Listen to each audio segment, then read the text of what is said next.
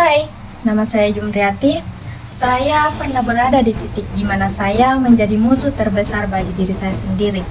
Menyalahkan, menghakimi, dan merasa tidak berguna. Tapi kemudian saya belajar sesuatu yang sangat penting, yaitu mencintai diri sendiri. Cintai diri adalah kunci untuk menjalani hidup dengan lebih damai. Inilah yang akan saya bagikan pada hari ini. Kenapa ngelakuin itu? Bodoh banget. Gini aja nggak bisa, dasar emang nggak benar. Ketika kita membuat kesalahan, seringkah Anda mengomentari diri dengan kalimat-kalimat tadi? Kata hati menghakimi cenderung muncul ketika kita tidak punya cukup cintai diri. Cinta diri itu bukan narsisme. Orang yang narsis menganggap dirinya paling benar, paling hebat, egois, congkak, dan rakus perhatian. Sementara orang yang cinta diri adalah dia yang bisa menghargai dirinya sendiri sehingga menjadi individu yang lebih baik untuk dirinya dan orang lain. Orang yang cinta diri adalah dia yang bisa bersahabat dengan diri sendiri. Cinta diri ini sangat berpengaruh pada kehidupan kita sehari-hari. Seseorang yang tidak cinta diri ketika kita melakukan kesalahan kecil, dia mencambuk dirinya sendiri secara terus-menerus dengan komentar negatif hingga menggerus harga diri. Masa gini aja nggak bisa? Seseorang yang tidak cinta diri sulit menjalin hubungan romantis yang langgeng. Kenapa? Karena ia terus-menerus merasa tidak yakin apakah ia pantas dicintai. Kemampuan kita menerima cinta dari orang lain berbanding lurus dengan kemampuan kita mencintai diri. Seseorang yang tidak cinta diri cenderung merasa insecure dan merasa tidak aman. Ketika manusia merasa tidak aman, pilihannya fight or flight.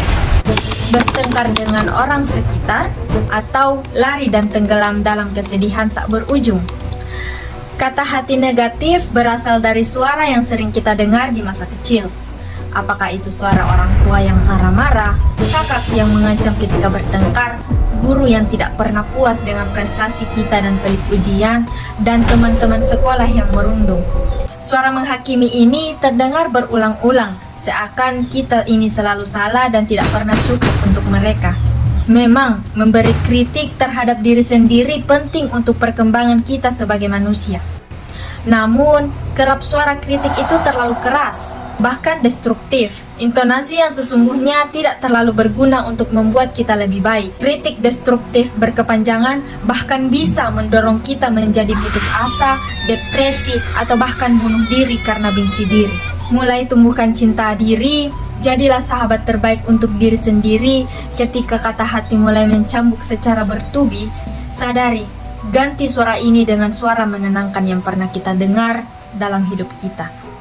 Apakah itu suara sahabat terbaik, seorang psikiater, atau penulis favorit penuh kebijaksanaan? Kata hati yang sehat itu seperti suara yang datang dari hakim yang bijaksana.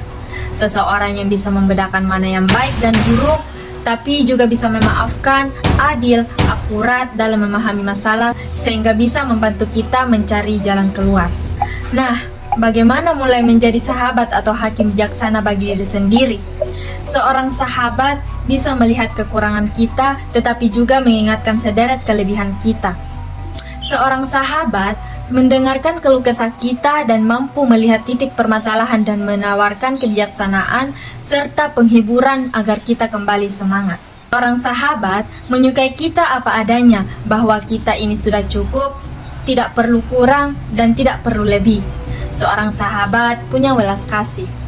Ketika kita gagal, dan pasti ada gagal di dalam hidup kita, mereka pengertian, gak apa-apa, nanti coba lagi. Dikala saya sedih dan putus asa, dikala suara menghakimi terus-menerus menghujam pikiran dan tubuh saya ingat kembali dan ulangi dalam hati.